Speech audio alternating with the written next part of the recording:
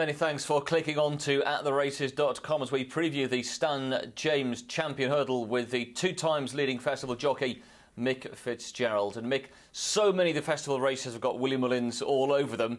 This one, no exception. He's got a previous winner and a horse stepping up. He's all the rage. He's got a big reputation. And this is Faugheen. Yeah, Faugheen the machine. It's been the phrase everybody's rolling off their tongues at the minute. But, 11 to 8 about a horse who has only run twice this season. He's just looked so good though. And, I think I want to get this horse beat until you look at what this horse has done.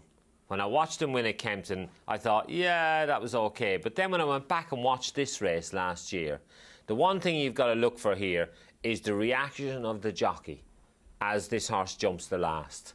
And watch him as he coasts up to the line. And this was the day that they thought, this is our champion hurdler. Because he blitzed this field. And just watch Ruby Walsh here. You can see this. How often do you see this happening with, him getting that carried away with a horse? And I just think he felt something special that day. And I think that's what we can expect from this horse. There's no doubt about it. He's clumsy in his early paces. And when he ran at Ascot first time, over 2-3, he looked very awkward for the first 3 quarters of the race. But then when Ruby asked him to quicken, it was almost a different horse. He really switched on and he came to life. He jumped really well over the last 2 at Ascot. And the only concern that I have for him is coming down the hill at Cheltenham. I think racing down to that second last, you almost get a concertina effect with the horses around you. And if a horse just bottles it a little bit going down to that obstacle, suddenly then you can make a mistake, which can be it can basically end your race. That is the only hurdle I'd be concerned with him. I think there's no doubting his ability. I think there's no doubt Ruby Walsh is going to ride him.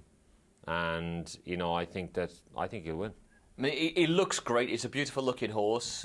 He can be clumsy though. Yeah. And you could argue there's almost an element of style, of a substance to his form this season anyway.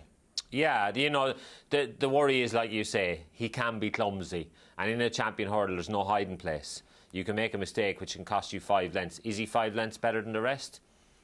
I'm not sure, but... He could be, though, couldn't he? He could be. It could be a lot better than 5 lengths, and that's why he is the market leader. He's been short price favourite for quite some time now. He's 11 to 8.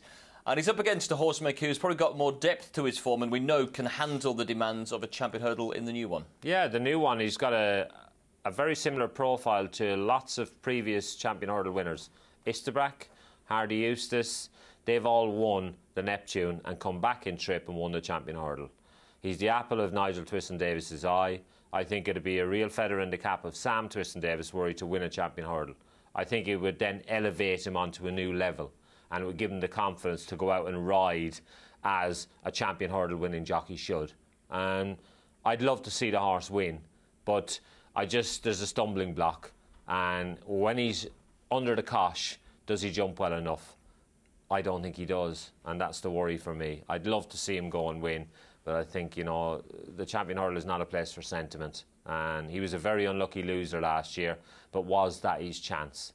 And I think as well, you want a horse coming into a festival race with an ideal preparation. You look back at that Haydock run the last day, and that wasn't an ideal trial for the champion hurdle. He had a hard race. He didn't jump brilliantly, and that's the worry. But the only thing is, he does like Cheltenham, which is a massive plus for him.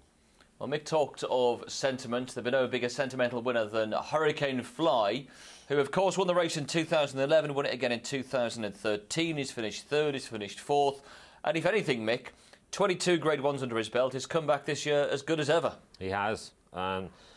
What this horse needs is a storm on Sunday and Monday of Cheltenham Festival. Because if the ground comes up soft or even heavy, suddenly he comes right back into it. And we could all be looking at the result on Wednesday morning thinking, why on earth didn't we back Hurricane Fly? Because he's trading at very generous odds. For a 2-time winner of the race, it's almost insulting. So I think he is the each-way bet in the race. Arctic Fire, you saw him finishing 2nd there. He's a horse who got beat a short head in a county hurdle.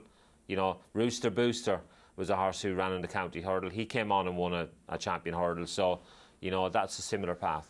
And Willie Mullins is saying Hurricane Fly is still our number one for the champion hurdle. I mean, how much of sentiment and how much is it of previous form and previous visits that's ruling his head there?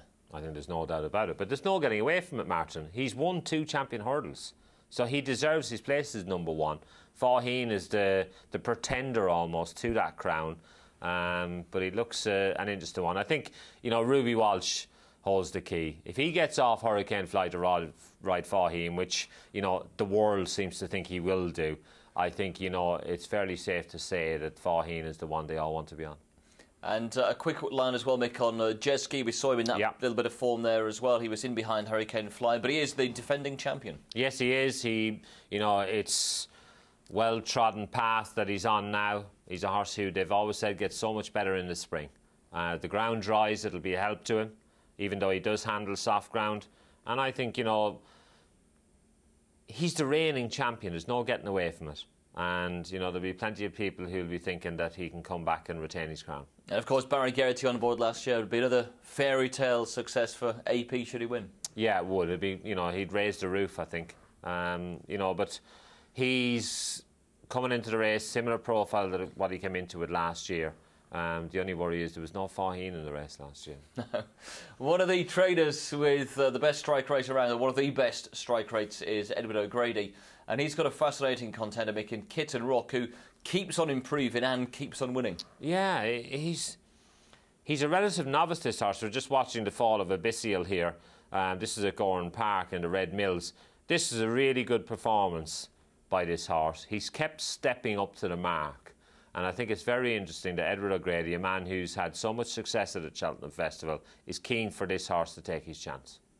OK, well, Kitten Rock goes on to score in Grade 2 company last time out. He'll have his sights raised up to Grade 1 against the big boys on his next start, and he's one of the bigger priced horses for the Stan James Champion Hurdle. So we've talked through the leading contenders, Mick. Faugheen 11-8, the new one at 3-1, Jezki at 6s, the Fly at 8. It's 16-1 bar those.